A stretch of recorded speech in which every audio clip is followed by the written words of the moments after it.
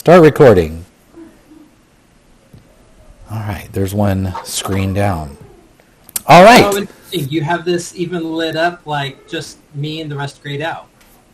Thank you for noticing the attention to detail I'm going for. Yes. All right, well, welcome to Ovi's little side quest.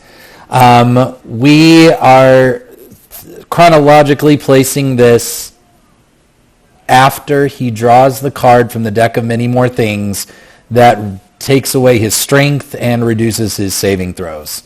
So a weakened Ovi is trying to figure out how to address this. Some of the specifics of the card say that really there's not many ways to regain the strength that you've lost except through an intervention of the gods or a wish spell.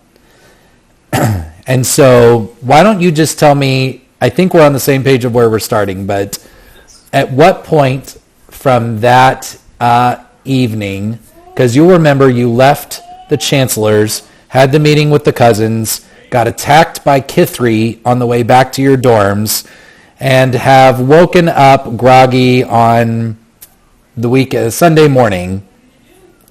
At what point in the week would you kind of rally to go and try to address this? Would it be right away? Would you wait? Would you even go this particular week? Where chronologically would Ovi finally get motivated to act on this? Oh, very quickly. Side note: you are really hot. Your decibels are getting muffled. I don't know. Okay, let's see if I can pull it down a little bit. Check, test. Is this a little bit better? Maybe. I don't know. We'll just go with that. I'm only thinking about recording. I can understand you. Okay. Quickly. Ovi would have done this quickly.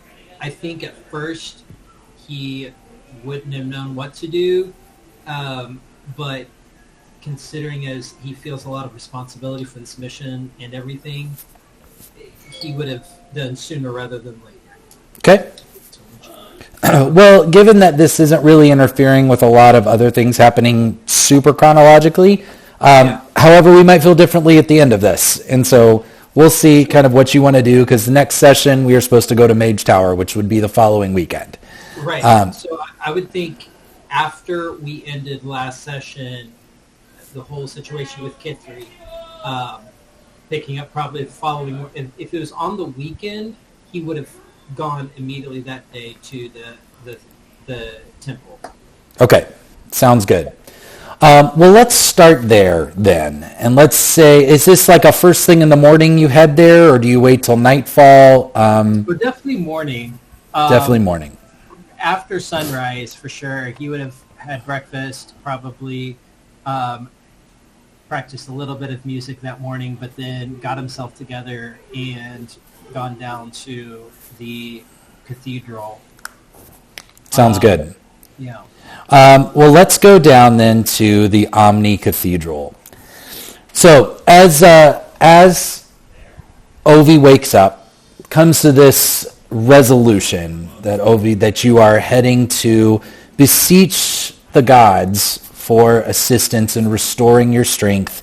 You are able to kind of take a quick walk, if you will, away from your dormitory and towards the Omni Cathedral, which is set up on a little bit of a plateau. This is the first time that you've really seen the cathedral up close during the daytime, and it is a sight to behold. It is clear that this has been forged over generations, and the glistening gold, the attention to detail, makes this edifice something truly splendorous. And as you begin to kind of marvel and take in all of the craftsmanship that went into this, you can't help but notice that there is an air of solemnity about this place. There is a sense of awe and in meaning, almost as if the divine magic that's really permeated this place is almost palpable.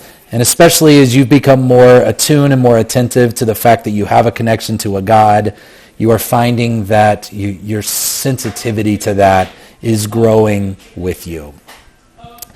As you enter the giant doors, it's still it's the weekend. You see some others of cleric persuasion, paladin persuasion, kind of doing their morning meditations in the vestibule area. There are small little shrines to various gods, especially the bigger named ones, and you see almost in a Catholic style ritual. Probably these were set up for kind of a daily drop by, and people that do have a divine connection wanting to pray. So you have kind of these various alcoves and these different shrines to this space. It's not very big. What tends to be actually reserved for communing with the gods is the central space, the central sanctuary, if you will. Hang on just a second. Gummy? Yes. And teeth. Yes. That's going to make it on the recording here. Okay. I think Ovi would have assumed that there would be these sorts of alcoves, so he's going to want to do a quick sort of look around to find a quiet one that specifically has beautiful light in it. Okay. As you do, there's probably 4 or 5 other students quietly kind of in their own spaces. The shrines are very personalized in here, and what you've learned, especially in your orientation with Silver Quill, is the feature of the Omni Cathedral that makes it so compelling is within the inner sanctuary. It has the ability to adapt to an environment that well suits the deity and the acolyte. And so as you look around, while you can see some that are lit by candlelight, some that kind of have a low white glow for maybe representing more holy, all of them are situated and focused towards deities that Ovi isn't quite as familiar with. And as you are looking around, a familiar face, 2 faces, pop up. And the professor, Anne Laurie, and her zombie kind of student come up to you. And you see this bright smile on her face amidst her kind of coppery skin and these silver embossments on her face. She goes, "Ovi, welcome. It is truly good to see you here. Are you here to pray?" I am Professor Anne Laurie. I was just about to get acquainted with the space. Oh, very good, very good. To which deity have you come to beseech? Me and my people revere the light. Yes, of course you do. Of course you do. Yes, you are not the only color star here. Professor Dean Galages himself comes every once in a while to pray to the light as well. He doesn't strike me as the religious type, but that's Well, good to know. Your instincts are maybe not completely off base. He definitely could come more. I'm sure that his faith would increase with a little more discipline, as many students tend to find. She kind of looks very kind of through you with that very passive-aggressive statement. Fair. Well, please, the sanctuary has just opened. Would you like to go and have a moment with your patron of choice? I would. Before I do, could I ask you a few questions? Do you have time? Of course, please. What can I help you with? Well, it was so nice meeting you when you came to my family's dinner. I was really surprised that I ended up coming here as well. I guess my question is, how well do you know Father Shad? Oh, Father Shad. Well, he is the patron of our school. Not many know that. And he only comes to campus on the select occasions as is necessitated by the agreement of the founders. They only come almost exclusively to nominate new oracles should an oracle decide to move on. And other than that, he is very very rarely here. He is very hard at work recruiting for Bahamut and his church.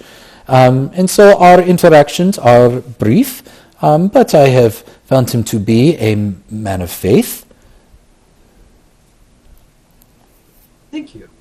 I was just curious about, is that common knowledge? Do you think most of the other faculty here knows who all the founders present as? She kind of smiles at you. She says, other than Father Shad, who has graciously introduced himself to me, I am not sure that I myself even know who the other founders present as. I can only imagine that they have avatars somewhere in the world. Oh, fair. Thank you. There's a lot to learn here, and sometimes knowing what to do with knowledge is also part of the battle, and I'm still figuring that part out. I imagined that many here, whether they be professor or dean or student, are more likely to know that information. The avatars give the founders a sense of anonymity in the world, give them a sense of relatability. And so I imagine that they are more closely guarded with that information outside of Strixhaven. Okay. Thank you. I appreciate your time. I should probably go pray. Please do. Take as long as you need. If you need anything, Gerhardt will come retrieve me. Okay. It's kind of like it's trying to learn manners. He kind of ushers you to the doorway, and you kind of get the sense that he's actually going to stand guard over the... Okay.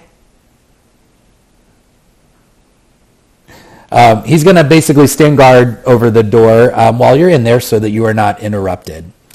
And as you go in, I want you to help me actually create this space. You walk in, and it looks...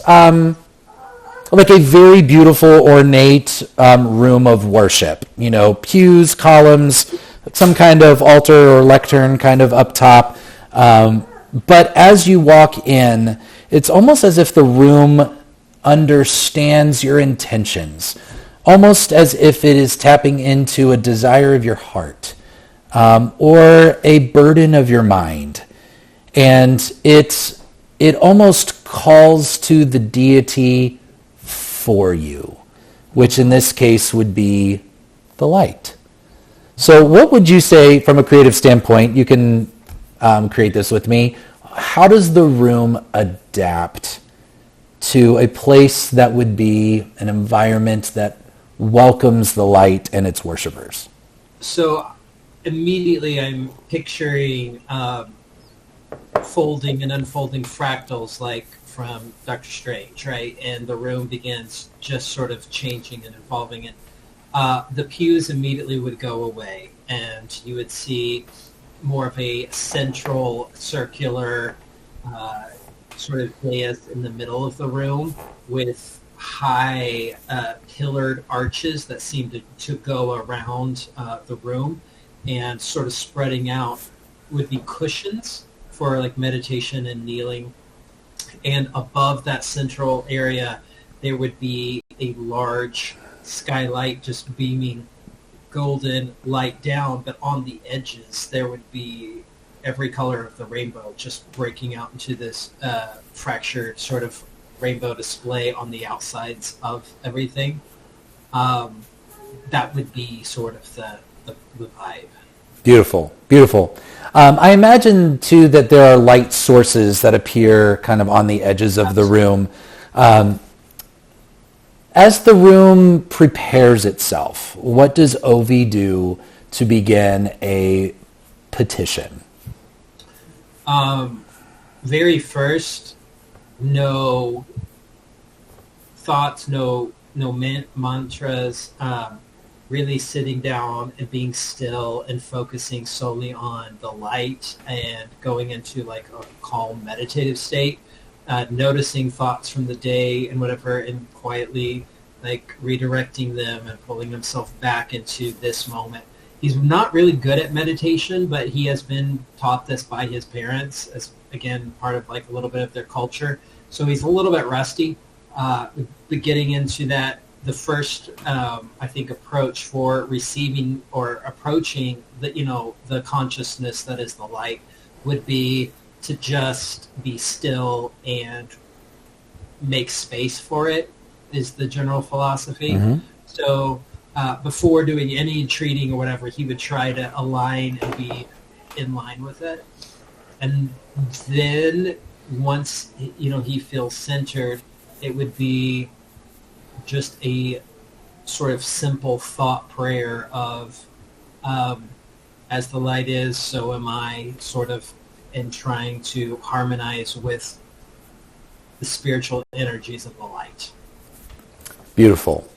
As Ovi prepares himself, as you prepare yourself for this, as you quiet your mind, begin to focus your thoughts, and begin to make the will of your heart, the desires of your heart, made known to the universe, the space around you, you feel, first of all, it's almost as if nothing immediately happens.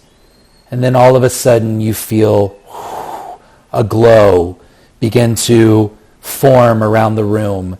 You see images that look like candles kind of float around, but they look a little bit more sophisticated. It's almost like they're crystals that are glowing, but they're moving, but they're stationary somehow, and kind of cascading, kind of like the fairies from the sunbeam at the beginning of Sleeping Beauty. You see this figure form in the middle. And unlike the last time where the figure took the visage of Father Shad, you see this being of light begin to materialize in the middle of the room, of a beautiful young woman, draped in light, garb made by light, this veil, this crown, as you can see in the picture. And you begin to actually see that this figure is not the only figure that shows up in the room. All over the room in different sizes and proportions are different humanoid personas, avatars, kind of alighting almost like a candle top all over the room. Wow. And you see the light, the woman of light in the middle, look at you and smile. A little bit in awe and flustered, because this is spectacular and beyond what he anticipated. Obi's going to... the light is one, the light is many. I see now. That never made sense before. Oh. And as a chorus, you'll remember from your interactions with Father Shad, even though it was a single figure, that he spoke with the voice of a legion. And you get that sense of this legion voice, even though the dominant voice is coming and speaking out of the woman of light in the middle, the room speaks as if thousands of voices are speaking in unison. And they look down at you and they're like, "Welcome, son of the light." Thank you for hearing me. I'm not sure what to do, and I need guidance. So I called. The light is here to reveal all that is hidden. Where is the darkness within thyself? I made an error. I've been tasked with a very specific charge, and it's requiring more than I probably have capacity for, but I'm learning and I'm growing, and I made a foolish mistake. I will own that. It was a night of shenanigans, and I seem to have been cursed as a result. And I would own that, but it is going to directly impact, I think, the likelihood of my outcomes, and I'm not sure what to do. The woman of light kind of pauses to kind of reflect. You see that while light moves, faster than than is visible, she does not seem impatient, and says, "You find yourself weak." Yes, and my magic has been dampened. Son of the light, carry no shame for the choices you make, for to reveal that which is hidden is surely the foremost principle of the light.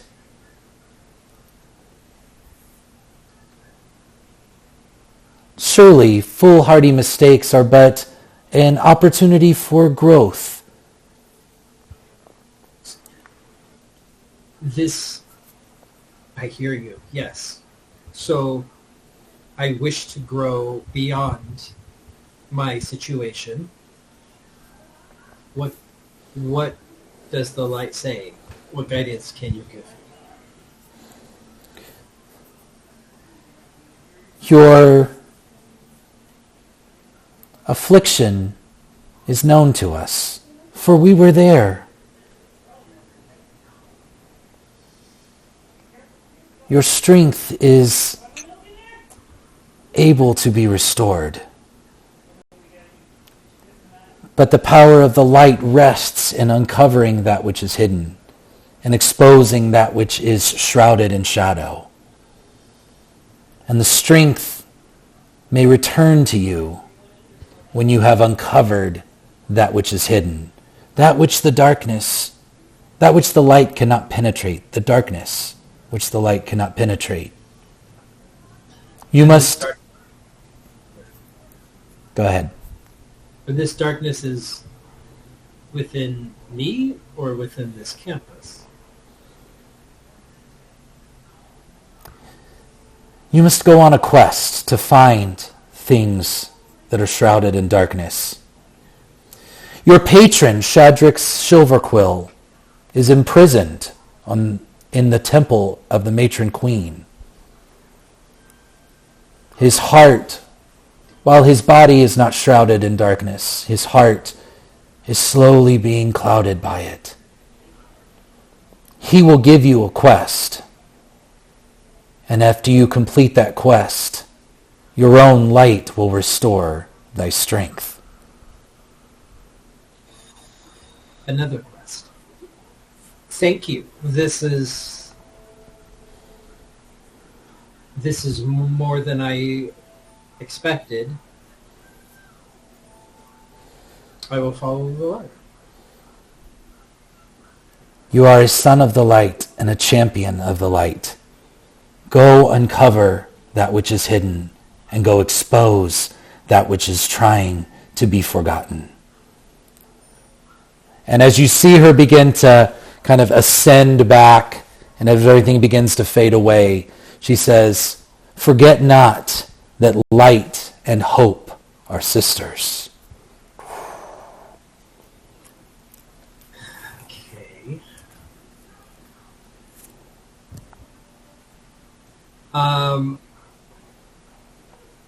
I like to think that Ovi stands up with this weight of that was such an intense spiritual moment, believing hours have passed in this conversation. It was probably 10 minutes, right?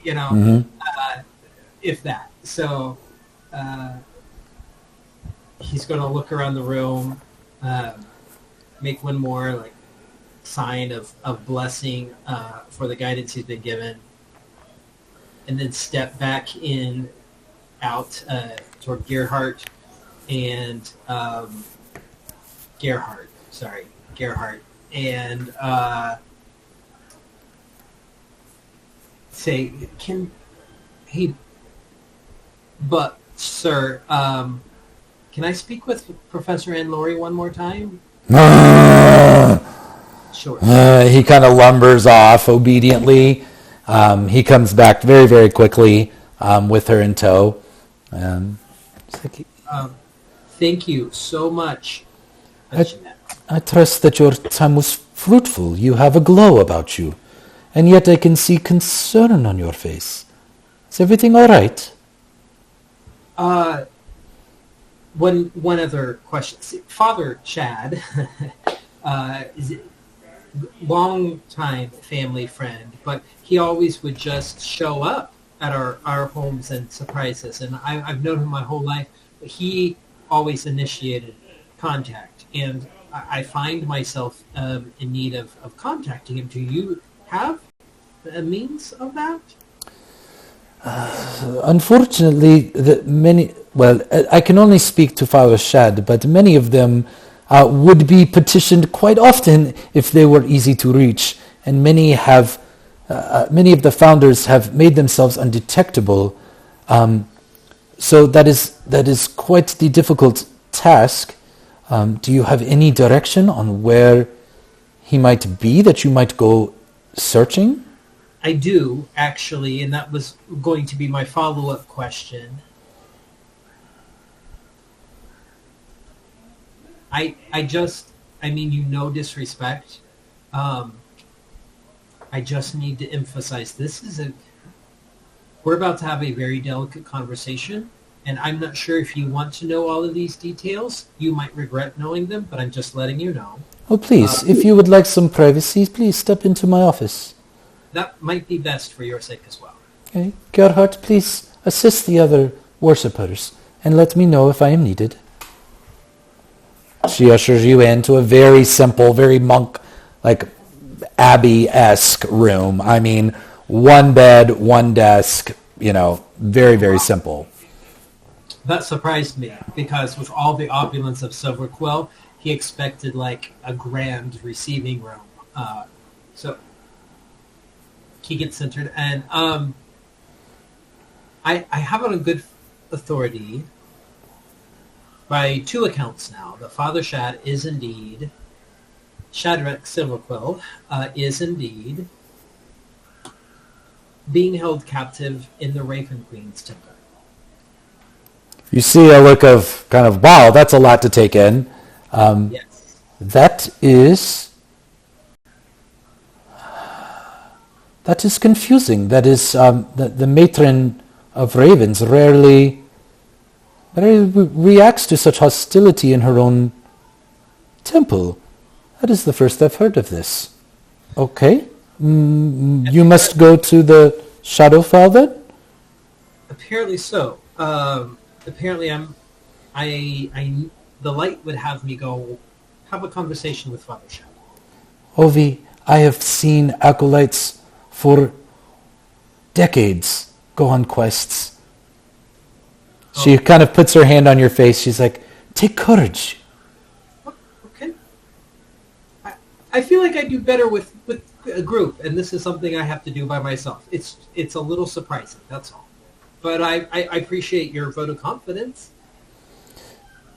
How do I get to the Shadowfell?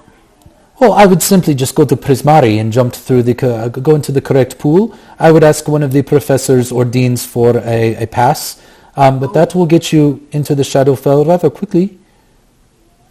Oh, okay. Sure. And be advised, in my experience, a quest must be completed alone, but you may not necessarily need to journey alone. Just a little advice. Okay. I will... Yes, thank you. Please, Okay. come back anytime. I appreciate... And that, obviously, that's delicate information. That's between... Yeah, thank you. Thank you. Your secret is safe with me.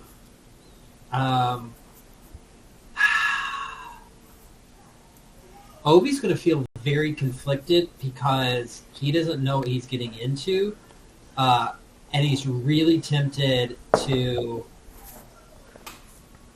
sort of message for backup, but ultimately deciding, I think this is his problem, he should fix it. He does not. Okay.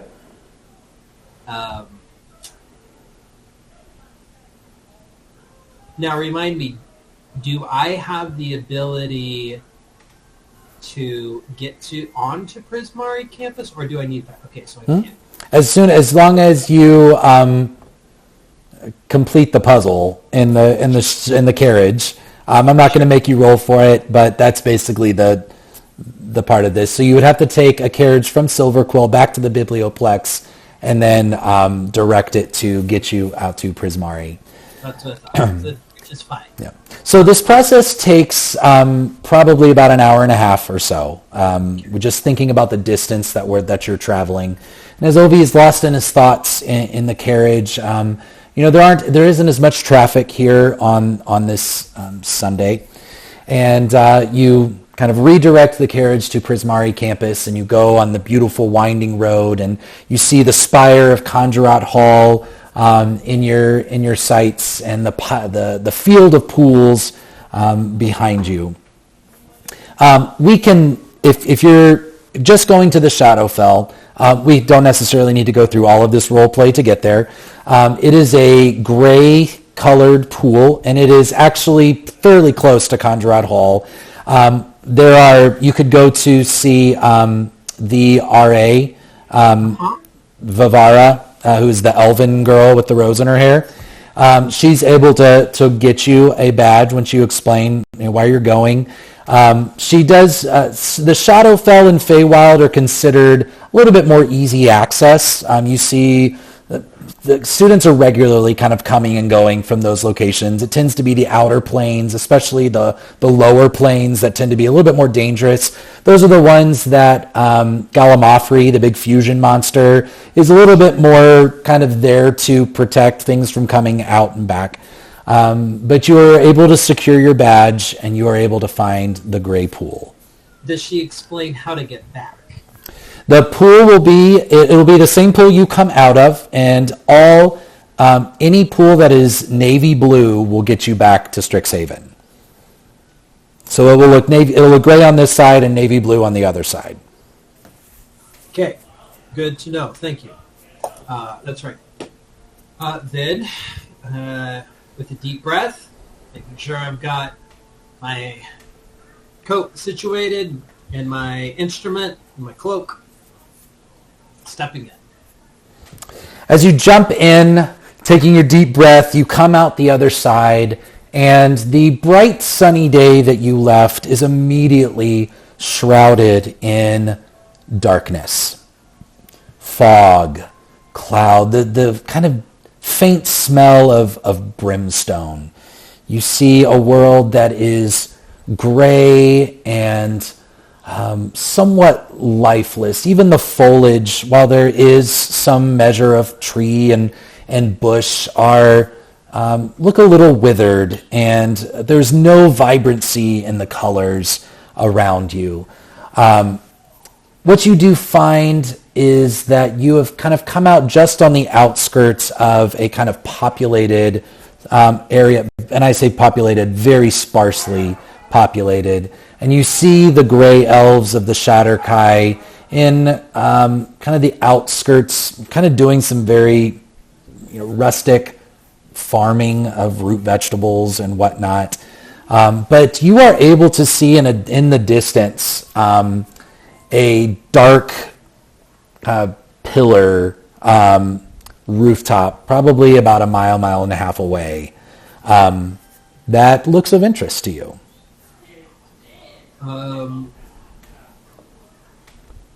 Okay, I would probably just begin walking toward the tower I see. Now, you're trying to go stealthy at all, or would you like to make a perception check? What would you like to do? How cautious are you being? Before I move, because you said there are some Shatterkai farming and stuff, I would like to just check to see if they notice, if they're bothered by my presence, if this is just another Tuesday for them. So the farmers, I'll give you this for free because of your insight, which is 20. They do clock you and look at you with some level of suspicion, but not hostility. And you come to the conclusion that, again, it seems like Strixhaven students are probably coming in and out of this pool somewhat regularly, you get the sense that it's like the kid that cuts through your backyard to get home. And it's like this, like, it in a sense, it's almost demeaning that they're kind of so freely just feel like you can come in and out of our domain. These are not warriors, and they are not clearly going to do anything about this. But you do kind of just get this, like, what are you doing, man? Like, kind of annoyed, grumpy old man attitude. He's nervous, so he's just going to glance at one and telepathically communicate, sorry for the intrusion, and then immediately make a beeline for the closest road, whatever, like off property that he can see, and then begin walking towards the tower. And probably not stealthy, not slow, because he assumes, oh, if students are coming through here, this is probably considered normal. So as you make your way through this little town, and the closer you get to the what appears to be a growing before you dark-colored temple, it's becoming more and more developed. And so you're seeing you came in these very rural outskirts of whatever village, city, whatever this is, and it's getting more sophisticated, and you start to see a little bit more commerce happening. You do not see a friendly face as you walk through. And even as people are selling things, they make it very obvious, not you. And just kind of like move on your way. As you make your way, though, to the temple, this is what you see.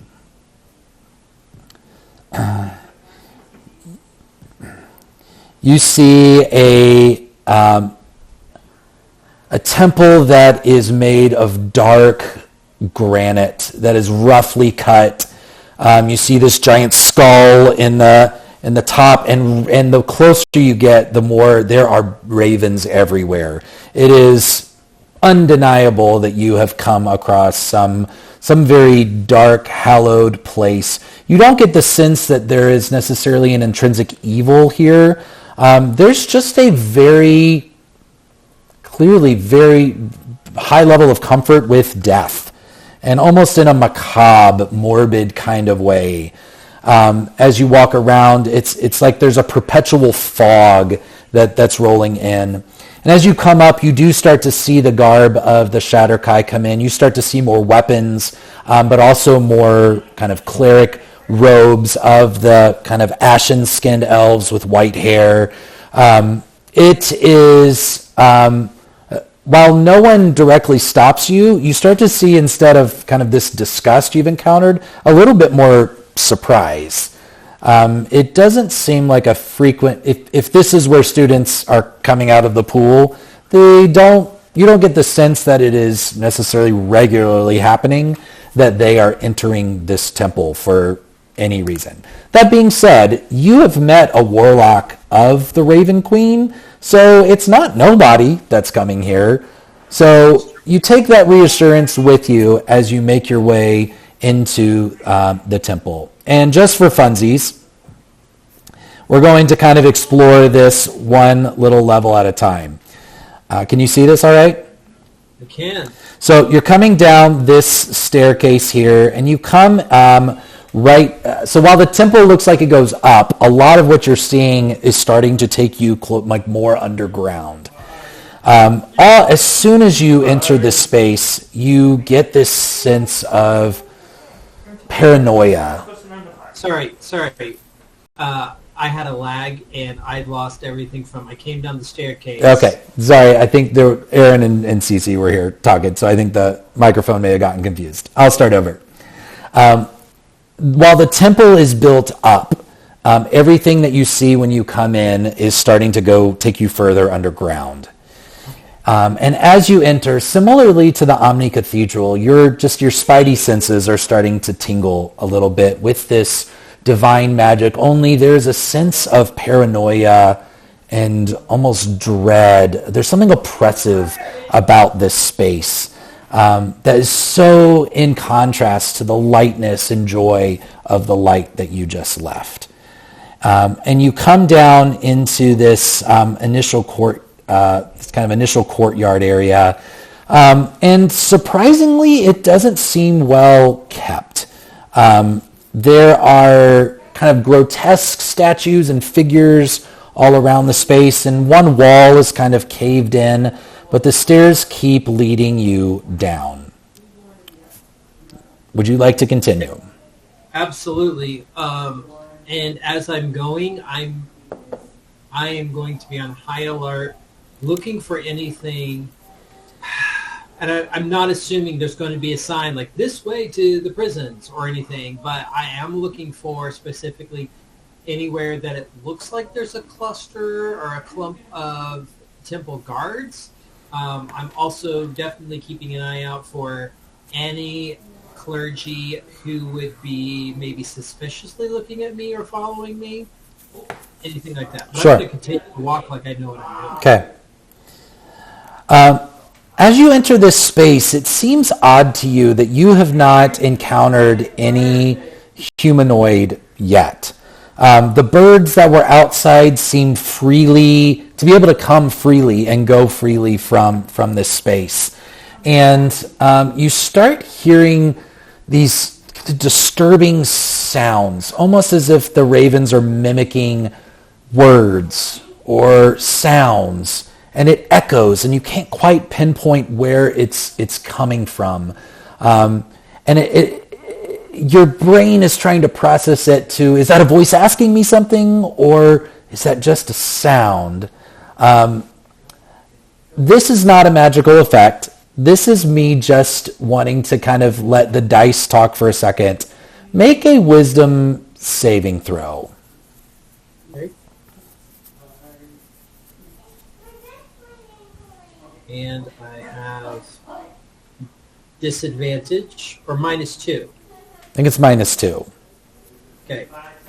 That is a 16. 16.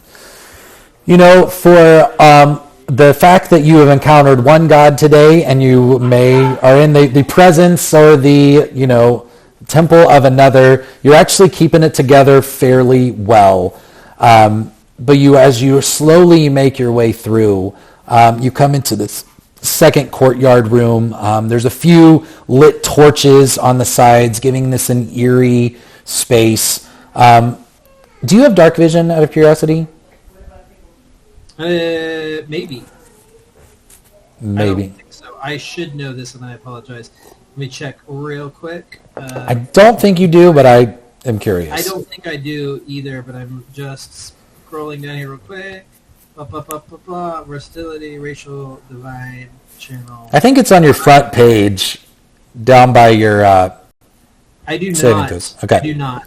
All right. So the light, even from the torches, you can feel like the light and especially as you're becoming more sensitive to it, it's desperate. It's trying. It feels like it's being choked, and it's serving as much purpose as it can to light the way. But the corners are shrouded, and the hallways are shrouded, and the line of sight in front of you feels like every step is somewhat a step of faith. And you eventually walk into a giant circular chamber. And this one is filled with ravens, a statue of a raven. And you see this statue in the middle of the room. This is a drawing of the actual matron.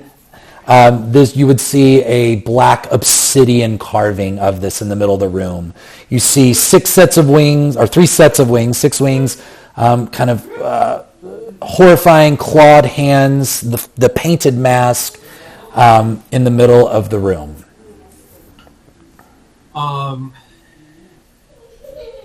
Noting immediately, like, the opposite, the yin yang from the light in the circular space here. He notices that, but he would go, and then not being sure on her necessarily church practices, he would do what he knew, and forcing his eyes to close, do a sort of meditative uh, gesture toward the Raven Queen herself, trying to make space for her presence as he knows the light would prefer. And then after a moment of like trying to still himself, um, sort of prayerfully wish toward the Raven Queen, um, the greetings from the Acolyte of Light, who wishes to honor your sanctuary. As you offer this brief, almost prayer of respect to the matron queen, you see the mask, which is usually white in all of the depictions of her, which is a stark contrast to the dark features of the rest of her. You see it on the statue actually begin to glow with a sickly kind of white light, and you hear a voice echo through the chamber. The light is not often seen or welcome here. State your purpose. Humbly, I come to request an audience with someone I believe you have here. I'm not here to entreat or intrude. Who I have here is my business. What business is it of yours? I have been sent by my God to have a conversation with him. Your God has no right to order you into my domain. That is correct. We don't have the right to. We are merely asking. And why would you wish to speak to my prisoner? It is a part of my own journey. I have been cursed, and I must undo my curse. And what favor do I owe you, Ovi Promenade? None.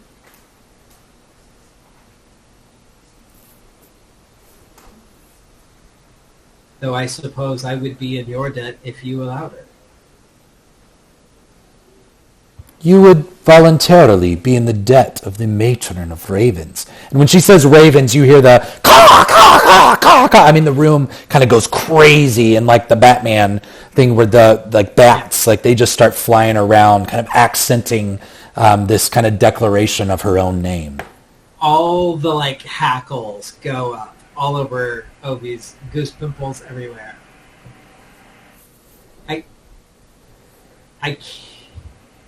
I cannot be other than my nature. I cannot be separated from the light that I'm bound to. But if it were possible for me to do something in service for you, in honor, or for the chance to speak with Shadrax, I would be happy to do so.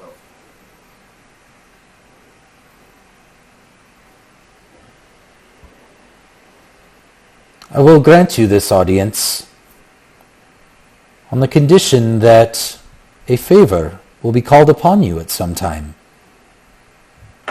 on behalf of the matron. If the matron wishes to make use of an acolyte of the light, I will be honored. You are very generous.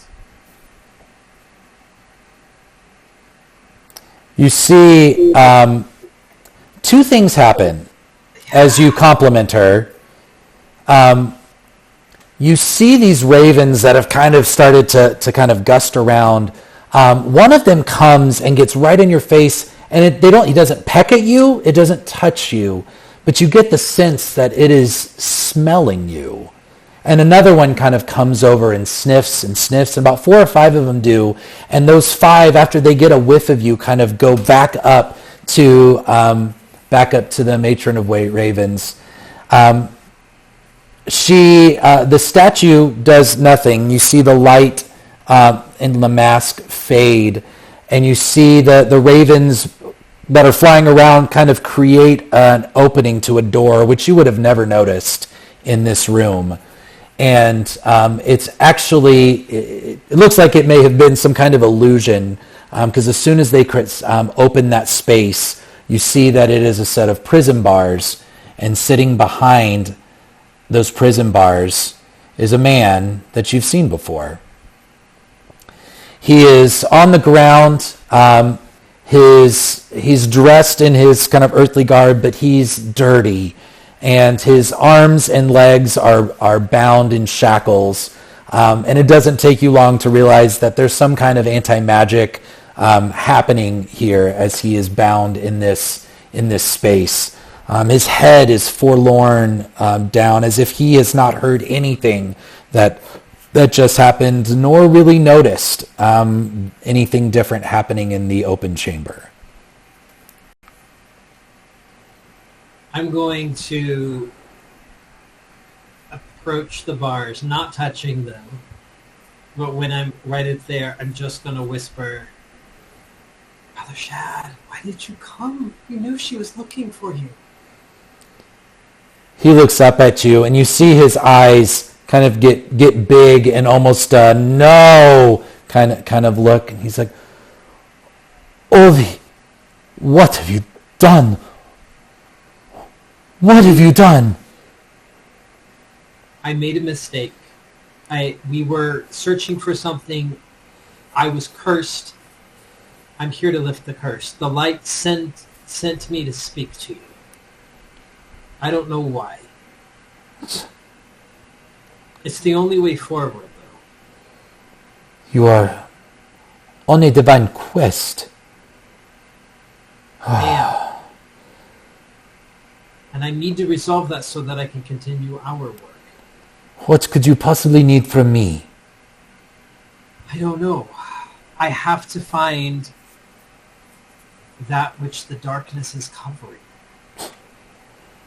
The darkness seems to be covering a lot these days.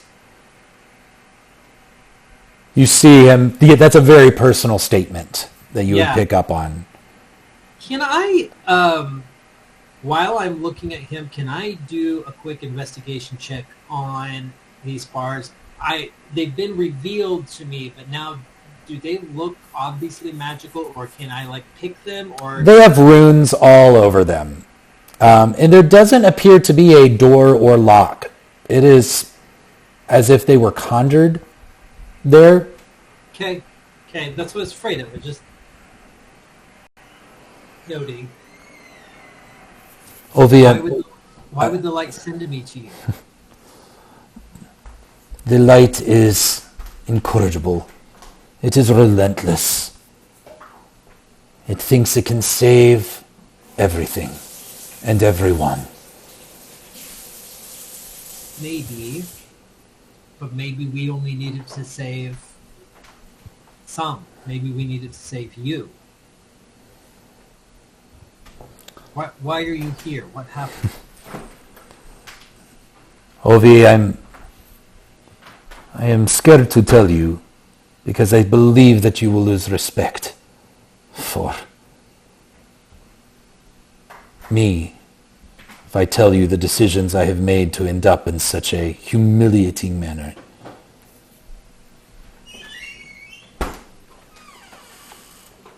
I'm still listening. The Raven Queen I came to, I petitioned her as to her intentions to reap me, similar to the visions that you and I shared. They have become worse. I asked her at the very least to reveal the identity of the one that hunts me. And she refused, stating that the natural order will prevail and that she will not interfere in the natural order of things. She cast me out. So I came back in and I demanded of her. And so she imprisoned me here. But what good is it anyway? I will either die here or at the hands of an invisible enemy that even in all of my power I cannot hope to reveal or stop.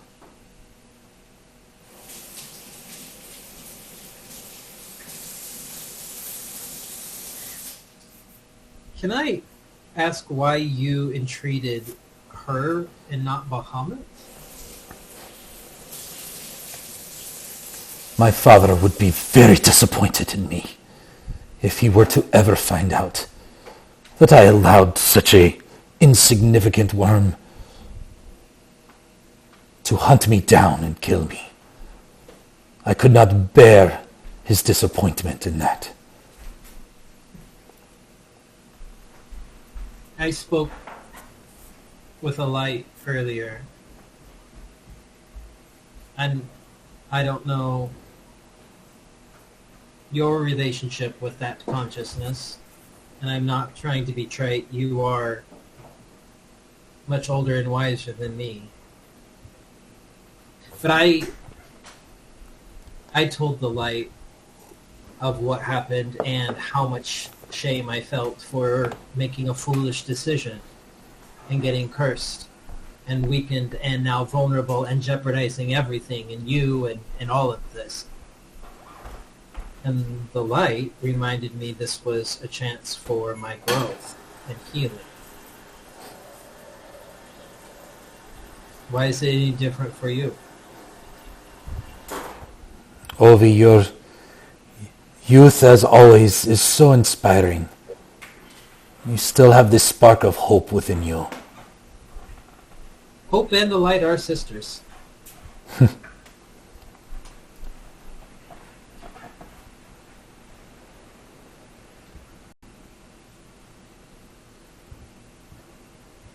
I believe that I am not, if I'm honest, I don't believe that I am held here against my will. Really? So you could leave if you were not depressed?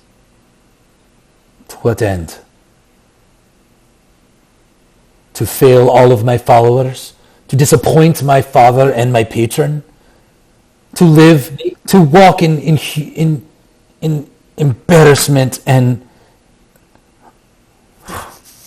my head hung low. And embarrassment are two different things.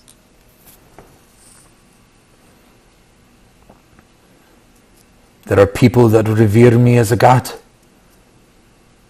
What faith will they lose if my cowardice is exposed? I don't... Listen. Oof. Oh, we're starting to get like really uncomfortable here. Are we tiptoeing into some space? Oh, no, it's good. Okay, good. No, it's good. Well, what was the point in giving me this silver tattoo and telling me that I'm your descendant and then sending all of us on this quest to save the university and to change the flow of time, if you will, on all of this, because things are mounting up.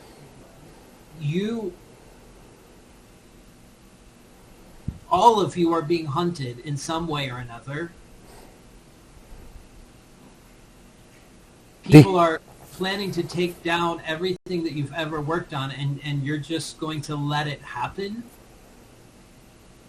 You should apologize to the goddess for being so rude in her space, and then we should continue our path. And maybe you should entreat your father to let him know that you are engaging in a new cycle of growth. And you are facing things you've never faced in yourself, and it's time for you to grow a new set of wings. I don't know how you phrase that to him, but you don't win anything by hunkering down in a corner and admitting defeat.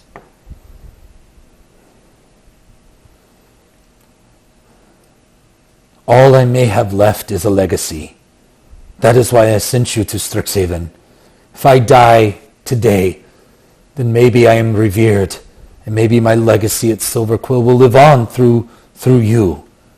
Okay, let's talk about that, though, shall we? Your legacy. I've already heard that in your youth, you created some difficulty, especially with the whole Feywild campus, Witherbloom, and trying to regulate. And maybe you were right. I don't know, but I know your methodology created problems.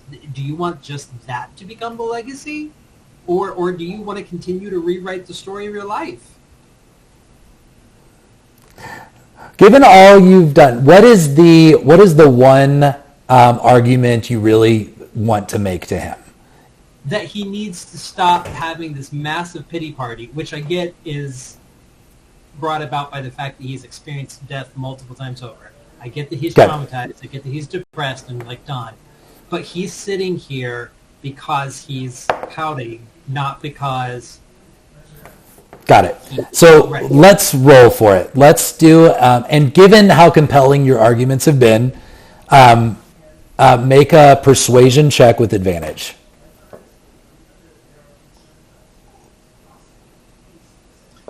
Okay. Persuasion with advantage.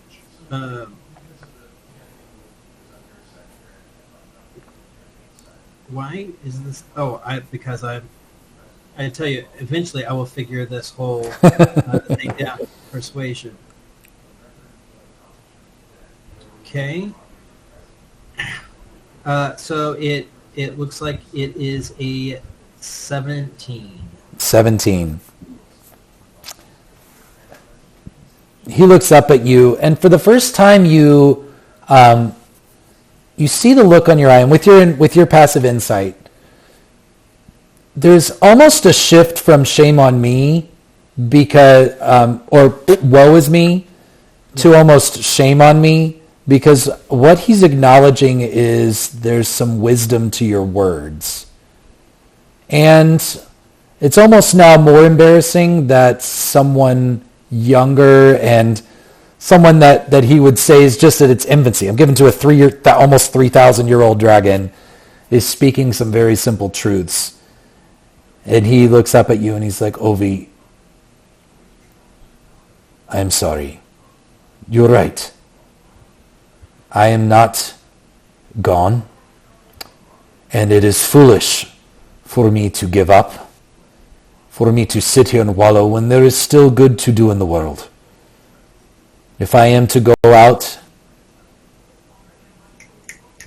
then maybe it will be more of a legacy to go out in a blaze of glory, than in hiding in a corner. Yes. He looks out. He begins to speak to the matron, to follow your directions. And as he begins to craft this apology, you're on the outside.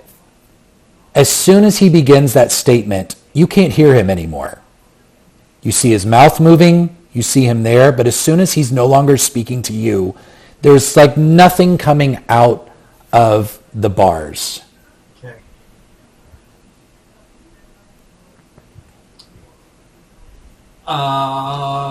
Okay, cool. First, I'm going to turn on a light because I'm realizing it's getting dark.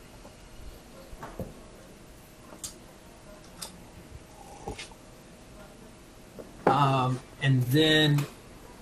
The matron's mask begins to glow white again, almost as if time's up. Yeah. And she says, what have you concluded, Ovi Promenade? I've concluded that he has more fight left in him, and he needs to continue his quest and be more respectful to the gods. Spoken wisely. And you get this pause, and this kind of one raven perches on the statue of her shoulder. And this time, while she's been stationary, the statue pivots and turns and actually looks down at you. This is talking like a 30, 40 foot kind of statue. I mean, this enormous thing, and it's just, whoom. And the mask comes kind of uncomfortably close to your face. And she says, I saw what you did.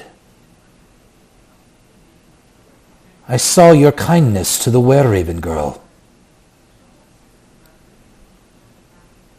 She is no follower of mine, but all raven folk I consider my kin. And you stayed your hand when she had done you no kindness.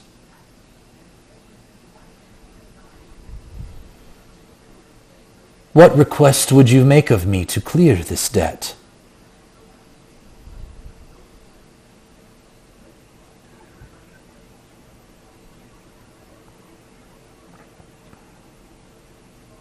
Release Father Shad. She hovers there momentarily,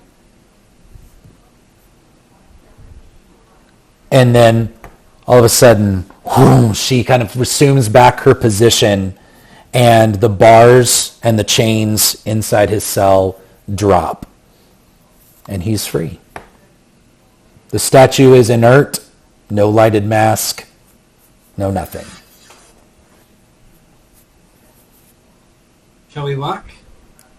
Ovi, what did you do? She asked me if I had any requests, and I asked her to release you. You see him get very reflective and quiet. He then kind of reassumes the, okay, like I am the adult here. And he puts his hand on your shoulder in kind of an affectionate way. And he says, you've done well. Let's go. Oh, all too happy. I don't want to discuss anything with him in her temple, for sure. So in like complete silence, I imagine us just walking out. I definitely think his view of Shadrax has changed in this interaction, but he absolutely still loves this man, 100%. But he's definitely seeing, oh wow, you really are a dragon, aren't you? Like you were so self-absorbed in a lot of this. But like the pieces are starting to click in his mind. When you make your way out, and you make your way back through the village, Father Shad knows exactly where you both are going and pays no attention to the looks of the people beside you. But as you get farther and farther out of town, you see him start to relax a little bit.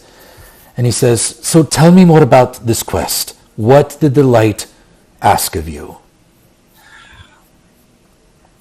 Now, I think it meant for me to release you, or help you be willing to be released. The only directive it would give me is the light was covering something. And the darkness had to be shaken away, and specifically, that darkness was within you. So the one piece is also that Shadrax would give you your quest. Oh, just as yes, a reminder. and so I explained all that, and also the quest to undo this, I was supposed to get from you. Well, you have more than proven yourself, and the light should absolutely take your actions to date under consideration. You are an admirable young man. The situation at Strixhaven has become increasingly dire. Yes. Ovi, I cannot return to Strixhaven. There is an accord among the founders. You must find the Chancellor. You will begin to see this has happened before. The balance of power, it is crucial to have a voice of the Oracle in place. And regardless of your feelings of the Chancellor, regardless of anyone's opinion, his role does keep balance. You must find him and free him. I know the Auric have him. We just We don't know where. And right now we don't even have any leads to go on. But we're looking for them. If that is the priority, then that will be our priority. Have you Is that the spoken? quest? Have you spoken to Vrivienne yet? No, I have tried 3 times to head to her place. And is she trustworthy? She's under observation by the Chancellor. Yes, I would be too, because Ovi, she knows secrets. She may be one of the most informed individuals about what is going on the surface and underneath it in all of Strixhaven.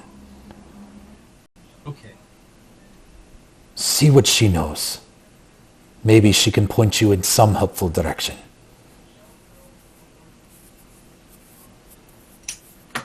Okay. Well, so to be clear, you don't need me to, I don't know, go pick some flowers or find some magical bird's eggs, do you? If you were a god, would you do something as extraordinary as reversing a curse of this magnitude for picking some flowers? Quests are to be earned. No, just hopes. That's all. I believe in you. Sure. Thanks. Hey, I believe in you too. You are a dragon. Let's do this. Okay. You arrive at the navy blue pool there, and he wishes you a farewell. Step back in, drop off my pass, and head back to my place, trying to think.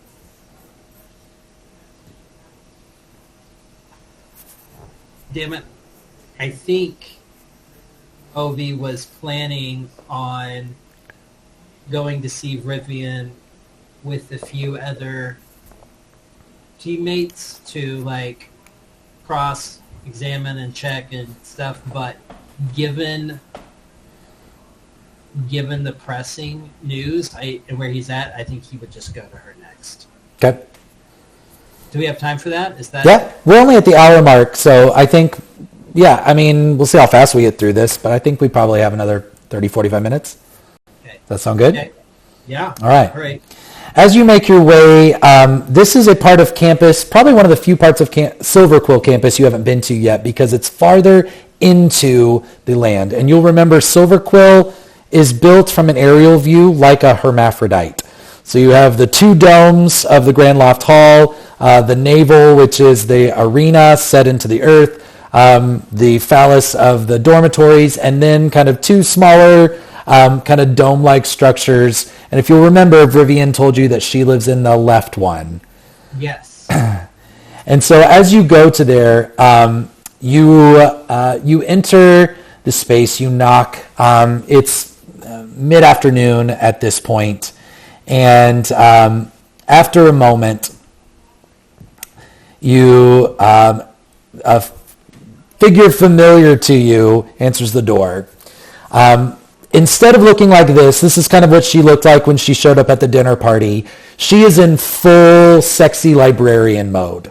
So this silk skirt that's barely holding in her giant bust, hair done up really tight with kind of ringlet curls framing her face, kind of real sharp angular glasses sitting on her kind of pearlescent aquiline nose. Kind of a skirt, it's kind of pants, but with a skirt that goes 3/4 of the way around.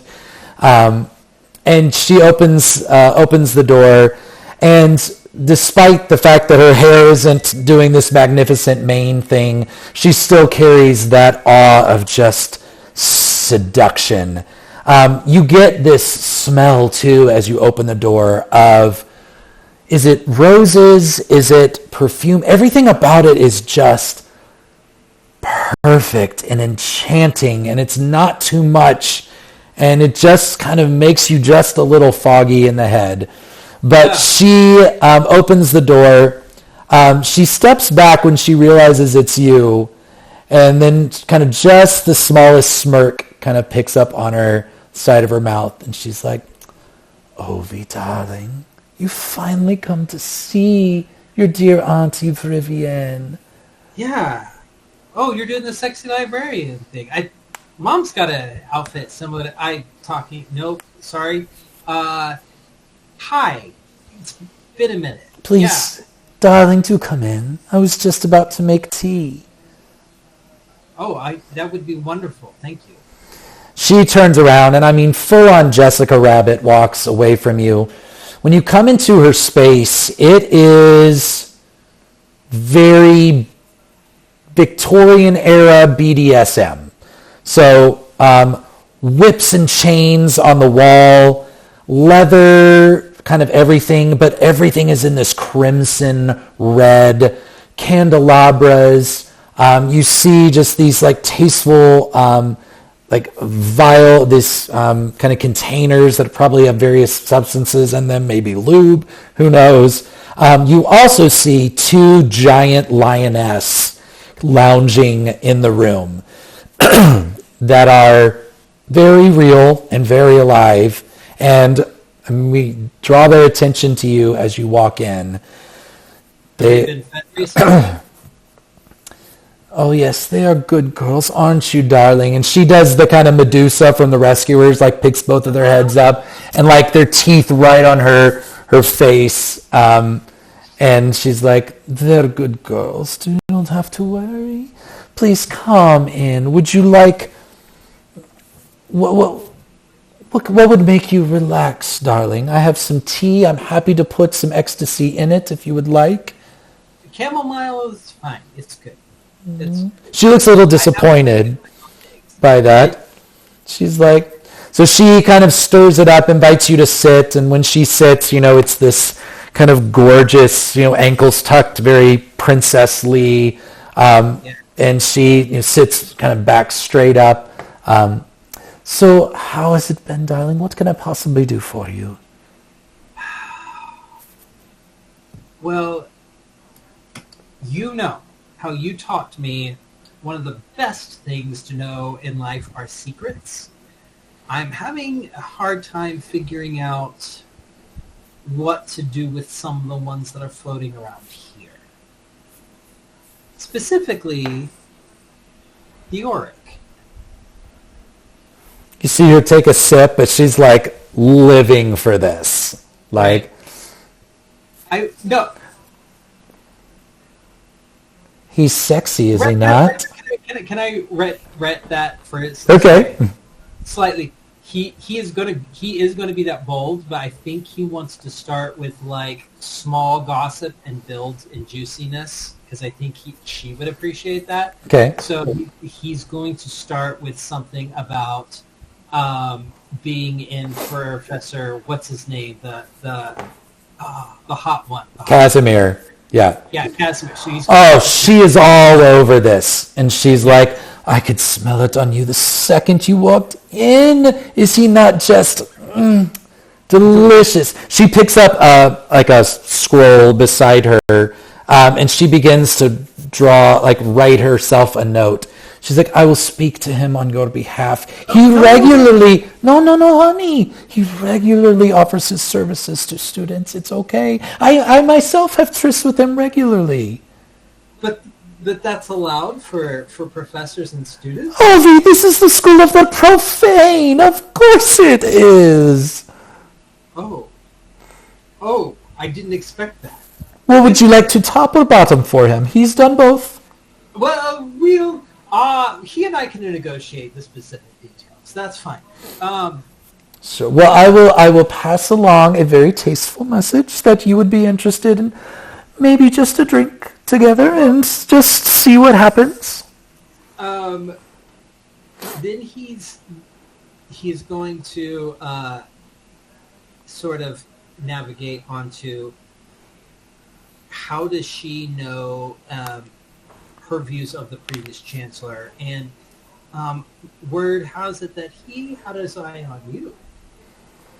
Oh, the current chancellor, the one that's kidnapped that you know.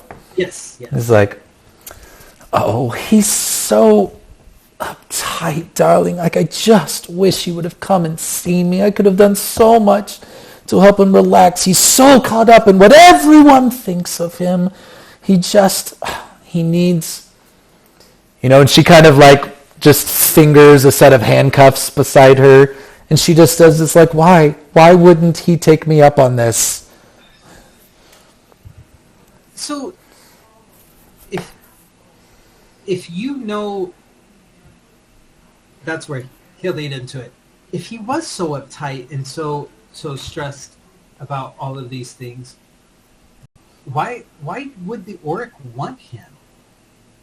Well, there are some things, dear Ovi, that only the Chancellor knows. Why do you think he wants them, or they would want him? Well, they've declared pretty much that they're using him as leverage, right? They want something else. I think the Auric or the Oracle. Her eyes kind of like when you say that. What do you know? Oh, I don't know anything. Okay. Well, if I wanted to learn more about the Auric, where would you go if you wanted to do this? Well, and you see her like stretch out and her boobs kind of pop out as she does this. She's like, as much as I would like to take the trophy for the secret keeper of all of Strixhaven, there's actually only one more individual that I think might be more informed than I am. Taurus, of course, knows everything. But I'm also not sure that Taurus really understands why. And she looks at you like, what's it to you?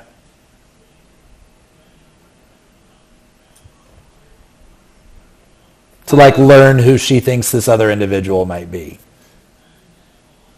Okay, I feel like Ovi would know what to do here, but I myself do not. Okay.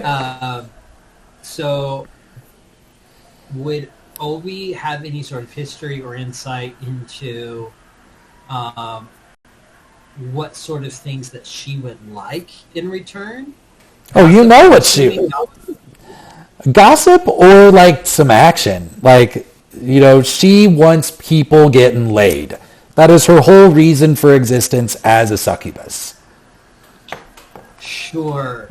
And to be clear, I'm not sure that she's asking you for this like sexual favor, but more she's playing a game with you. Like, she wants to like make it worth my while, like make it interesting.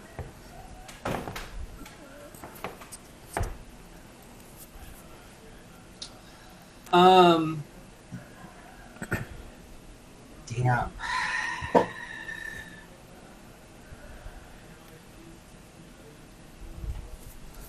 Gossip doesn't have to be true.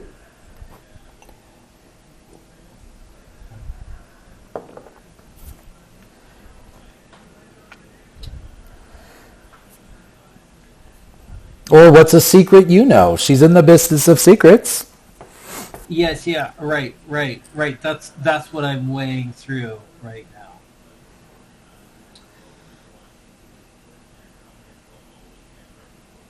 So, one question for you before I give you a bit of tit for tat here. You and my mom really go way back, right? I mean, since, how long? Actually, I don't know. Like, how long do you think that they've been together? Do you have... I assume that they were like old college roommates. Okay, I think that's what we said. Let's say, back to our, university days ourselves. Yeah. Oh, the nights that we would spend together before she met your father. Oh, yeah. I don't need to know about that. Well, I can tell you one thing that even she does not know.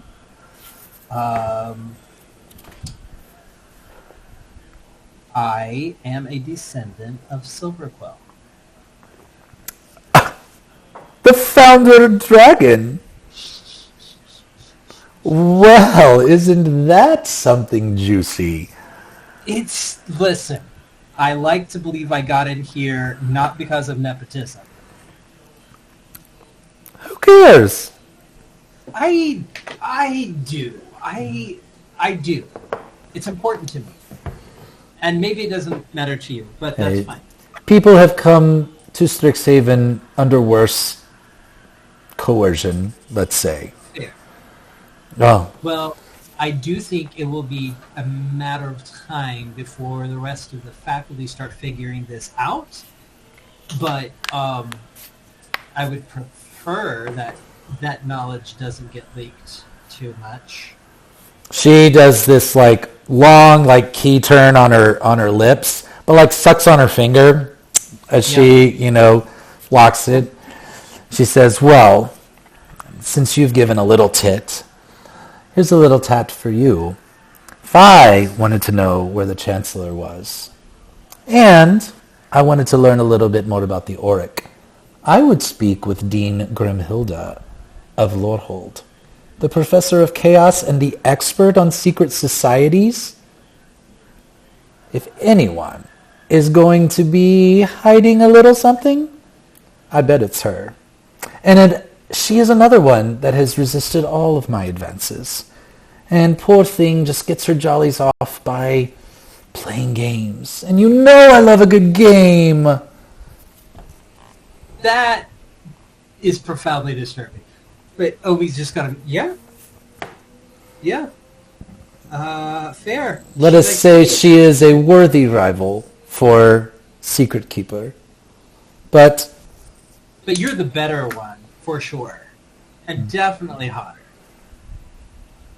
you know it. I know it. Yep. Oh, I forgot. And she goes into her back room and she opens a trunk and she pulls out a package, closes it, comes and gives it to you. She's like, "Your parents sent that for you." Good, good. I hope they put some of Dad's cookies in here because they're great. I'm going to take it, and assuming that it's filled with all kinds of things I don't want her to see, I'm going to just kind of like try Okay. to knock on and like start backing toward the door. She says, "No, wait. Before you go." And she goes over to like a cabinet that she has mounted on the wall, opens it up, and you see these, what you can only assume are some variation of, like massive variations of love potions. Everything is pink and purple and red, and all these little vials with ribbons and all sorts of different shapes. And she pulls one off that is actually not of any of those colors and comes and hands it to you. And she says, nobody gives away secrets for just any reason. And nobody gives secrets away to someone who isn't family. So feel free to use this if you need to learn what you need to learn and then go look where you need to look. And it is an oil of etherealness that she gives you. And if you don't need it, it is great to simply, after coitus, just simply take this and then have the most wonderful nap in the ethereal plane. Good to know. That's a really helpful tip. Thank you. You're welcome. Now come here, I will give you your blowjob before you go. I'm, freshly blown, as a matter of fact. I think I will pounce. She kind of gets this pouty lipped, like, "Oh." Okay, now don't forget, I will let Casimir know that you must meet up with him soon. Thanks. It's all taken care of. Auntie Vriv has it all taken care of. Damn it. Yeah. Okay. Obi's going to walk away thinking again, like, one of these days I'm going to master navigate a conversation with her and it won't get out of hand. Like, he just has this foolish belief that one day he will outwit her. And, A succubus? Okay. Yeah. yeah, it's probably never going to happen, right? He always ends up telling more than he means to tell or whatever.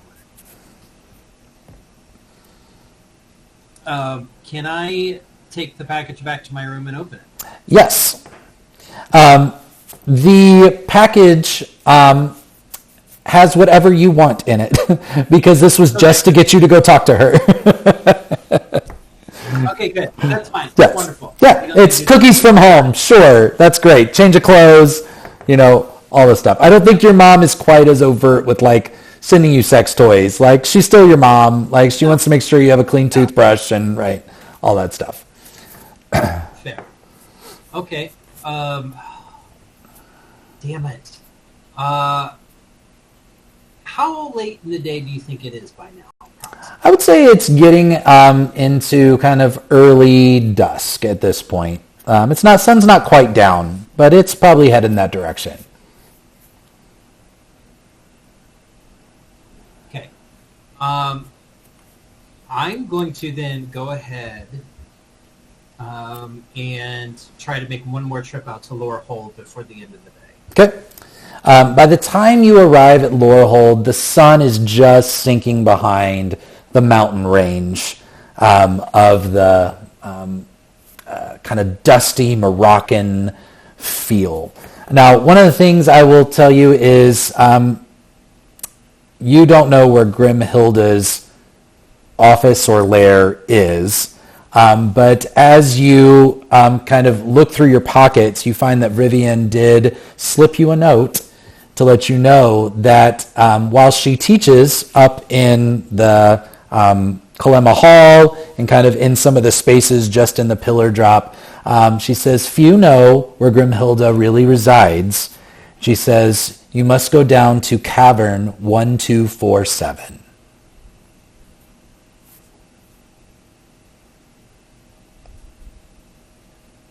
Did I lose you? Did you hear me?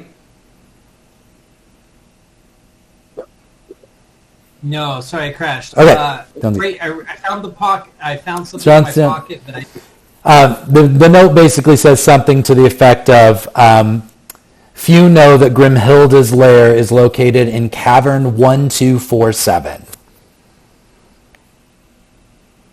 Okay. Are there signs on the walls? So what you conclude is that you're going to have to go down into the pillar drop. And so on either side of the pillar, you have this walkway that spans the pillar drop that ends in Kalema Hall.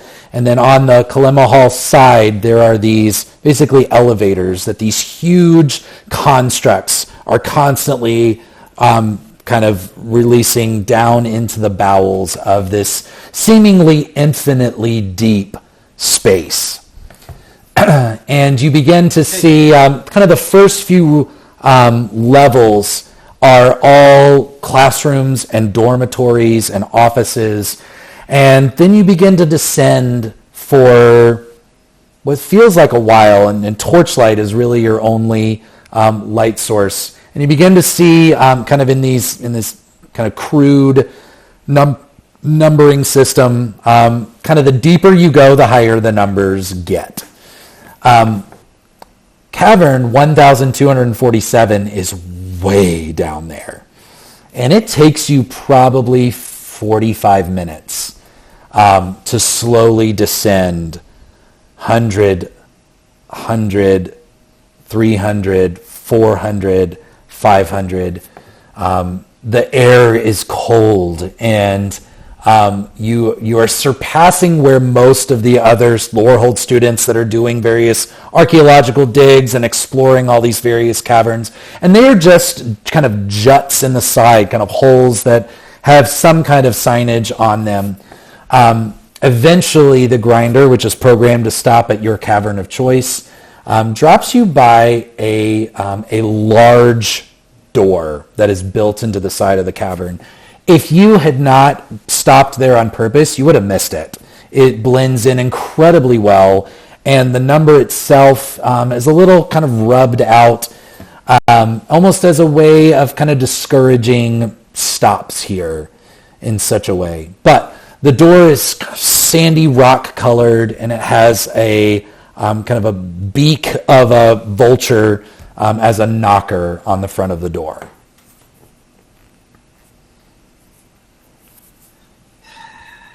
Okay. You got this? You got this. You got this. As you do this knocker, boom, boom, boom. This door is huge, like 15 feet tall. Okay. And you'll remember Grimhilda herself is a very large, bird. Right. At first, you don't hear any response. Dum, dum, dum. You knock again after about a minute or so. Finally, you hear a series of locks begin to undo from the inside, and the massive door swings open, and you see the vulturous face peek out into you. Shrouded in shadows, she looks very, very creepy. And she says, actually, I have a picture to show you. Do you remember what she looks like? I'm not going to look at it, if that's okay, because I'm having issues with my internet. Okay. It keeps crashing. Well, it'll be on the recording. There you go. Okay, that's fine. Yes. Good evening. Sorry to bother you. I was wondering if I could have a moment of your time just to talk about some secret society. You came all the way down to my lair to talk about a secret society on a Sunday night. Well, come in, like child. Okay. She opens the door, like fascinated by whatever you're saying, and as you walk in, it would be the equivalent of what you would think of maybe a hag's lair.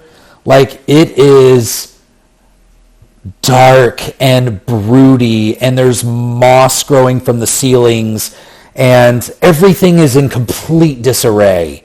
While there's places to sit and there's stuff, everything on the walls and on the bookshelves is grotesque, and glass jars of eyeballs and fingers and stuff. You see books that have spines ripped on them, the old dusty tomes. And you see in the corner, instead of a bed, you see this big nest. It's filthy in here. But she ushers you in, kind of moves her massive body around, and she says, "Well, what a surprise. And you are Ovi Promenade, are you not?"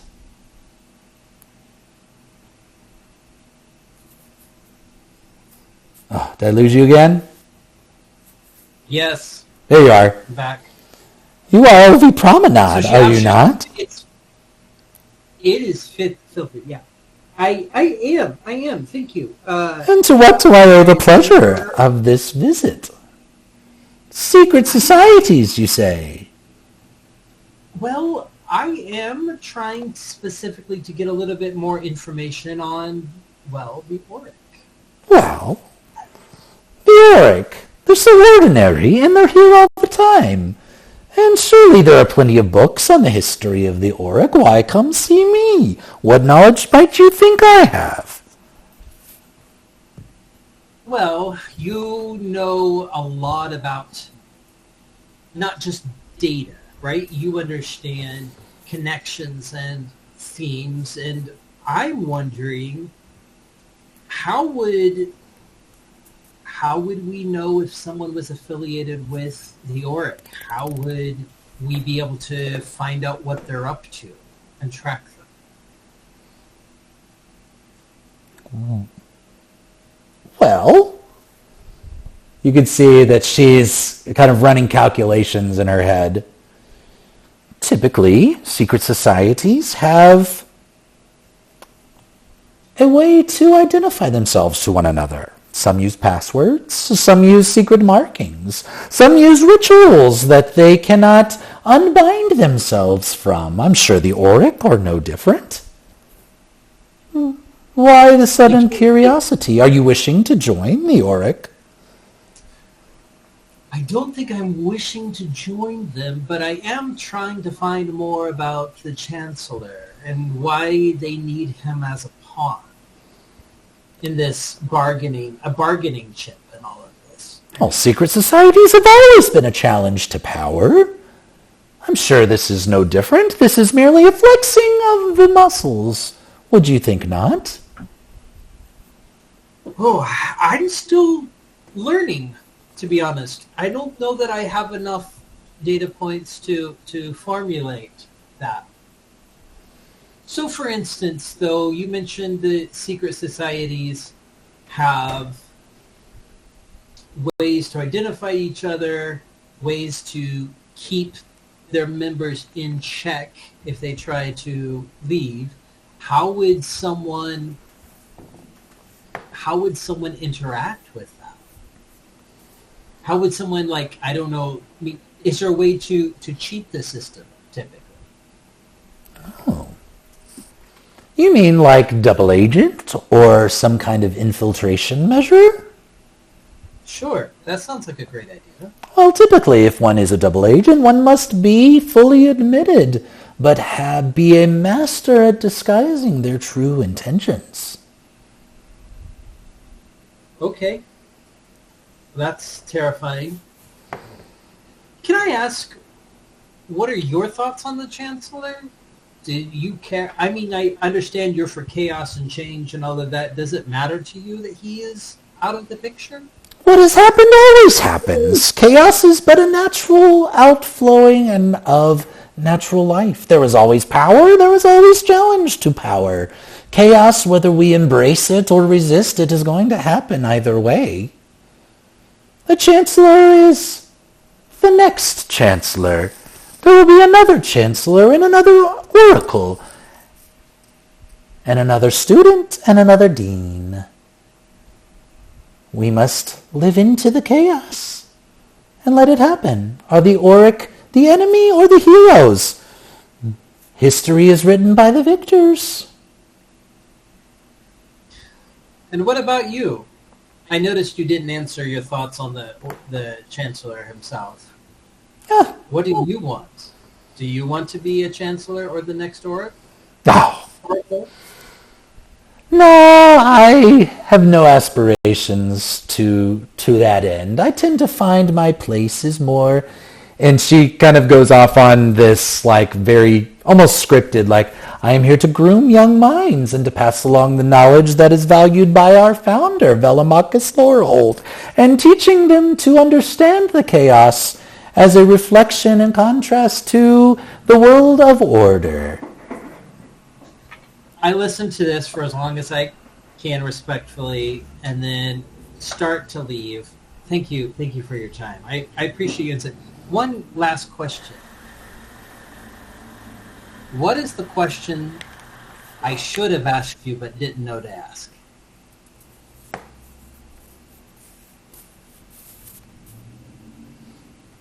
Wow, that's a good challenge. Let me think. And it doesn't have to be any more information.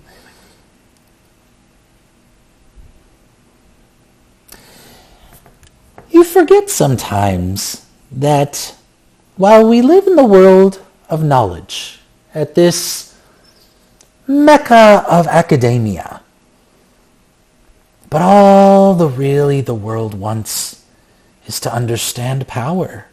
And power is made through deals and through exchanges and through transactions and through favors. It is not often that knowledge that is truly valuable is merely given away. For what power is left in the information then? You come in, you want answers, and yet you provide nothing of value. I know not your intentions. Are you here to understand me or to trap me? I have good. I don't have any agenda for you. I have my own quest I have to work on, my own way to gather power, as you will. And it does involve a little bit of the current Chancellor. I can say that. Well, for what it's worth, I would not judge so harshly the actions of the Auric. You know but one side of the story. What do they want? Do they merely want what they say, or Are they going to follow through on their promise of justice or chaos? See her eyes get a little greedy as she says that. Yeah. Oh, I don't know. You are right. I don't have enough answers, and I am looking for them. Your time has been very helpful. I will continue looking on ways to. I give her a look and say, remove my curse. And then hope that that was somehow like an offering of some information. As she kind of gets her giant body up and as she is kind of just situating herself, just standing up, you kind of get the sense that she's old. A sourceless beam of light shines through the room, and you see on the other side of the door of the room, a doorway that you hadn't seen before, and the beam of light, golden shimmering light, is shining on that doorway. Noted. Wow, that's some divine guidance there. Out of curiosity, where does this room go? Would you ask a lady about her private quarters? You've been spending time with Vivienne, haven't you? Naughty, naughty. But I noted that. What you notice is that she doesn't seem to see the light. The spotlight. Okay. How secure does it look from here? It's really shrouded in darkness. You're not even sure if it's like a closed door or just a kind of a hallway, but it is dark. And the light doesn't appear to be able to pierce it. Whether it's hitting a hard surface, an illusion, magical darkness, or whatever. Here's what I want to do. I know we're running out of time. I am going to stand up like I'm going to leave. However, let me make sure I have this all prepared, because I think I do. Shit, I don't. I don't have invisibility. I am going to... It's now going into the ethereal plane doesn't allow me to walk through doors, does it? Or walls? Yes, it does. Specifically? Mm-hmm. Okay. Good. Now, the oil of etherealness, you have to spend 10 minutes covering your entire body with the oil. And of course, Rivian would require you to get naked to apply it because it will not work on your clothes. Because Sure. That's Rivian, right? So I am going to say goodnight and thank her for her time, and I'm going to exit her home. Okay. And once I'm outside, I'm going to dick down. I'm gonna duck down any sort of like hideaway that there is, strip, and start applying this oil. All right. As soon as you do this, after 10 minutes, you feel your body almost like you inhale, and the world turns a grayscale. And you see the elevator, you see the door that you just went through, but it's all in this black and white. Okay. I'm going to then proceed to walk through the walls heading toward that door. Okay. I saw the light. So this feels a little backwards. And actually, if you're not looking, I guess I will talk you through this because I have a little map here. The first thing that you notice when you you walk through her home space into into the doorway, is it takes you through. It takes you into an implausible space, and it is, while even in the ethereal plane it is dark, after you walking maybe 50 feet down this darkened hallway, you come out, and there is another, not similar to the pillar drop you just left, another somewhat bottomless canyon. And there appear to be these little floating islands that you are going to have to jump to get across to the cavern on the other side. How far apart is it? If you want to try and jump it, you can make an acrobatics check. The DC's not high. It's not meant to be implausible. I have -3 to this, so I'm really not looking for it. I would rather try fly. Oh, I can't. I don't have my coat on me. Don't have my coat on me. I'm naked. Okay. Real quick here. Do I have? I even admit. Oh, no, I don't have my loot on me either. Okay. This is cool. This is fine. I'm gonna have to do it, aren't I?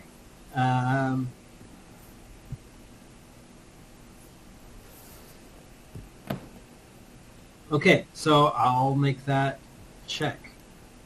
Athletics check. You can do acrobatics if you want. It doesn't matter. Okay, whatever one you want. Okay.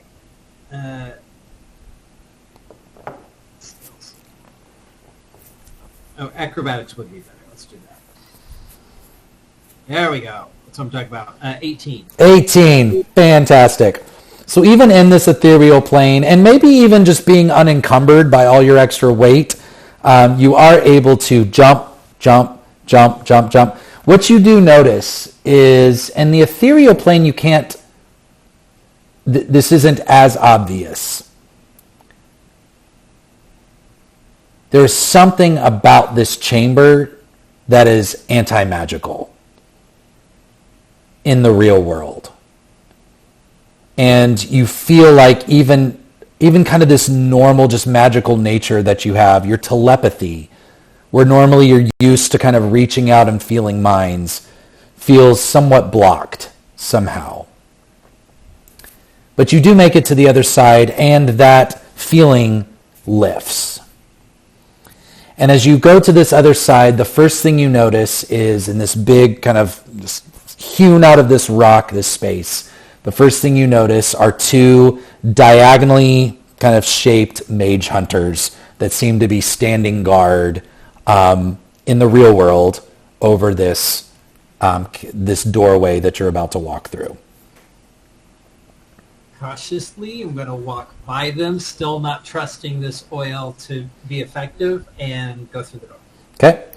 You walk down. They do not acknowledge you. You're able to walk down the stairs into another room. You see another resting mage hunter there in the space.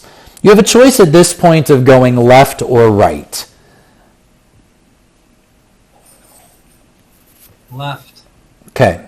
As you go left, you get into kind of a narrow walkway, and you come up to a closed door, a closed room. Can I walk through the door? You can walk through the door. Inside this room, you see a person you actually haven't seen before. You see, I don't know if you can see this on your screen. You see a stone giant Goliath woman, bald head, kind of these weird outcroppings of just rock all over her body that are kind of unsightly. Yeah.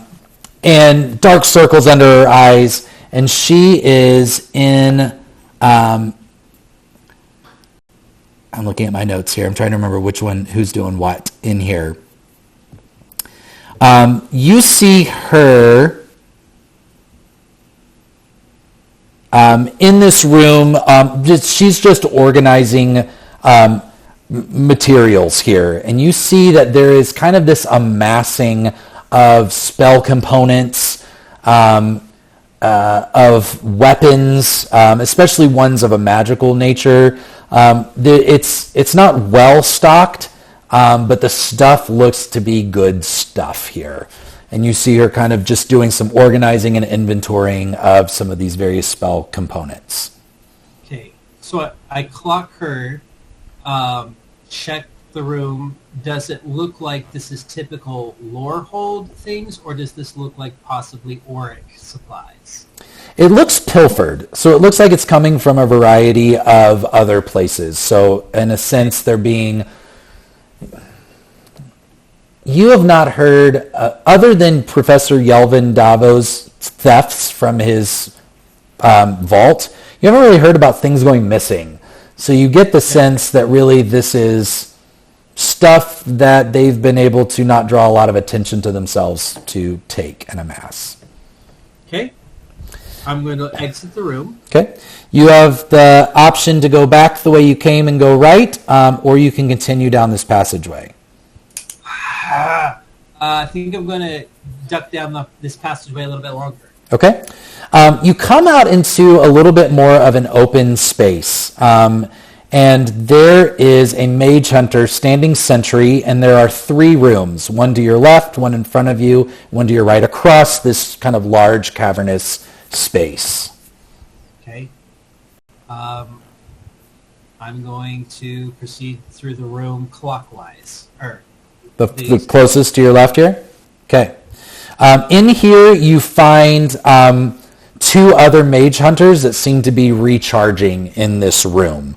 And they are kind of folded up, and you just kind of get this sense there's these circles of runes underneath them that seem to be just recharging them. Okay. Moving on. Okay. As you get to the middle room, this is the biggest room that you've come into to date, and you overhear a conversation happening. You walk in and you find two individuals, humanoid, having a conversation.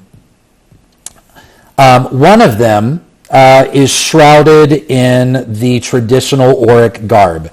You've now seen this individual twice. You've seen this individual at the kidnapping, and you've seen this individual on the Illusion news program. It would be very obvious to you this is Auric Prime, or whatever we're calling him. You also see a younger humanoid human. They're oaky brown hair, big gentle eyes, kind of, in this picture he's dressed in these kind of brown robes, but he's dressed in very similar black robes to the man, but he doesn't have his hood up. He's probably in his mid-20s, and the 2 of them are having a conversation. And right as you walk in, the shrouded figure of the 2 puts his hand on the table in the middle of the room where there's papers, and frustratingly just throws them off to the side. And you hear him say, "Where is she?" And the younger guy goes, "We have tried everything that we can think of to get him to talk and tell us where she might be. Why is she talking? You should just let me hurt him." And the Auric Prime figure kind of composes himself. He's like, No, we're not going to hurt him. He's nobody. We've got to keep our focus on what is really important. Okay? And you look up as you do a perception check for the room, if you would. You see the Auric Prime individual kind of walking, kind of pacing the room. This is kind of what clearly is some kind of planning room. There are scrolls. There's a map. With a 10, I will tell you what's obvious to you. I'm not going to say that there's, especially being on the ethereal plane. You do see a kind of map in general of all of the planes of existence. And you see kind of notes written by all of them. Some are X'd out. Others have notes, question marks, kind of all over the place. But it's kind of unclear what it's masking. He says, Tell me about the freshmen. I know that the freshmen went plane jumping, right? Was that not? If I remember, that was their trial, right? And the younger guy goes, yeah, I think they went all over the planes. I don't know where they all went, but I know that the cousins were a part of that one, right? And the older one kind of steeples his hands. He's like, they don't just let anybody go plane jumping over there as much as they brag about it. What are the odds they know or saw something? Maybe it's worth asking them. Maybe Garrett would know. Maybe Garrett knows where she is. And the younger gentleman goes, I mean, how would he even know? He's like, you remember that he saw something when he went away with that blue-haired guy. He's like, I don't know, but you think it was Jadzi?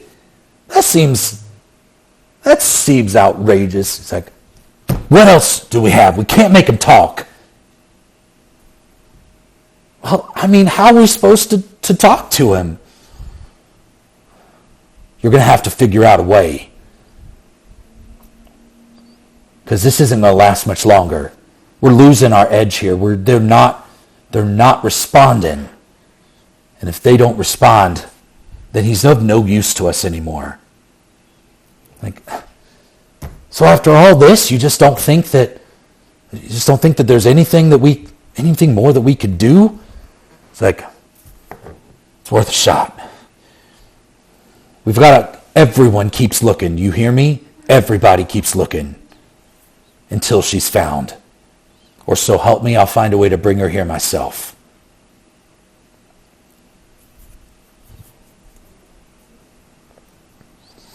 Okay. I'm feeling torn, but I've just got a lot of information here. So, and I also know the clock is ticking on this oil, so I'm going to duck out. Okay. You go back out to the big room. You have a room to your left and a hallway to your right. That's kind of looks like it's making a circle. So if you started at 3 o'clock, you're at 9 o'clock. Okay. I will proceed up to 11. Okay. Keep going. Okay. As you go to that one, you walk in, and inside the room, you find the person that you have been looking for. Inside the room, does appear to be a jail cell, but it's surprisingly comfortable. There is a bed with clean blankets on it. There is a writing desk with paper and quill. There are candles. There's actually a chest of drawers there. You see clean water in a pitcher. And you see sitting in the chair a white and kind of blue striped dragonborn that you met on your very first day of Strixhaven, Ildrix Kimbatul, who was sitting there writing on the desk. I found the Chancellor. Got it. Okay. I'm going to keep moving. Okay. I don't think I can do anything, right? So, can I know I'm technically in a different plane, but I can see him. Can I communicate telepathically? Why don't you make an Arcana check?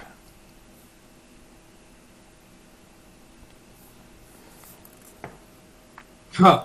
Nat 1. Oh! I was going to let you do it!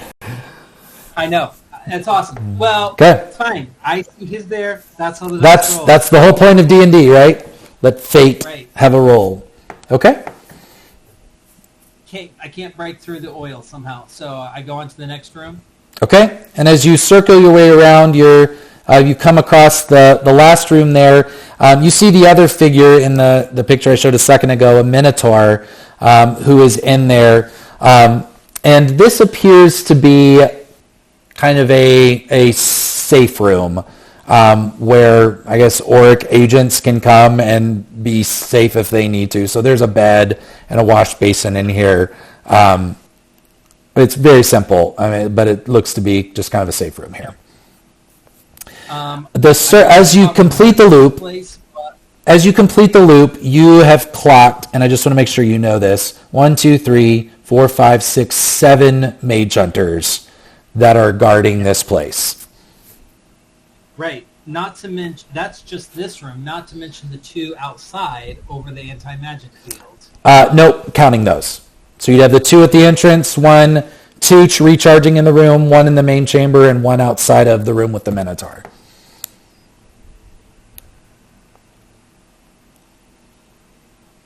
Okay.